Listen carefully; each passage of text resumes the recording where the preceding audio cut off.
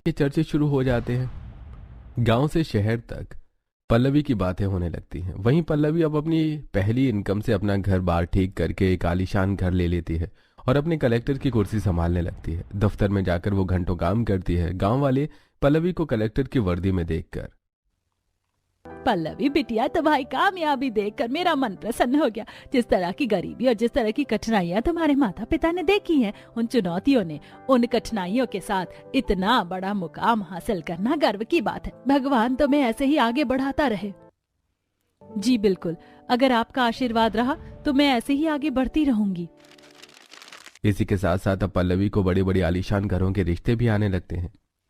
सुषमा जी, आपकी बेटी तो बहुत प्यारी है और आपकी बेटी इतने बड़े पोस्ट पर है, कलेक्टर है। ये देखकर तो हमें बहुत खुशी हुई है। ये मेरा बेटा है, ये भी बिजनेसमैन है।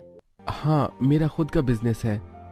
वैसे पल्लवी जी, आप कलेक्टर की पोस्ट पर हैं तो आपकी तनख्वाह कितनी आती है हर महीने? और उस तनख्वाह से हम एक अच्छी गाड़ी या घर अच्छा तो खरीद सकते हैं ना?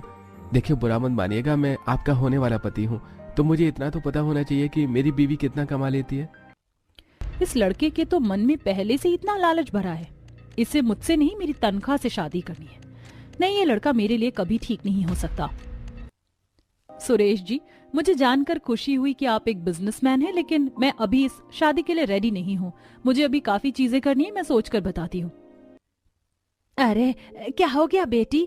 नहीं माताजी, कुछ नहीं हुआ, बस मुझे थोड़ा वक्त चाहिए, मैं आपको बताती हूँ। अब मेरी बेटी बोल रही है उसे वक्त चाहिए, तो आप लोग बाद में ही आइएगा। अब लड़के वाले वहां से चढ़कर चले जाते हैं। माँ, ये लोग कितने लालची थे, रिश्ते से ज्यादा तो मेरे पैसों पर बातें कर रहे थे। हाँ बेटा, मुझे भी ऐसा ही महसूस हो रहा है। छोड़ना अच्छा हुआ, तूने उन्हें भगा दिया। अच्छा सुना, फटाफट से दाल मखनी रोटी पूरी पुलाव खा ले, मैंने तेरे लिए बनाया है। काम वाम के चक्कर में तू खाना पीना भी नहीं खाती। इसी तरह कुछ समय गुजरता है और पल्लवी के कलेक्टर बनने की खबर शहर में रह रहे एक संस्कारी और मॉडर्न परिवार के पास भी जाती है।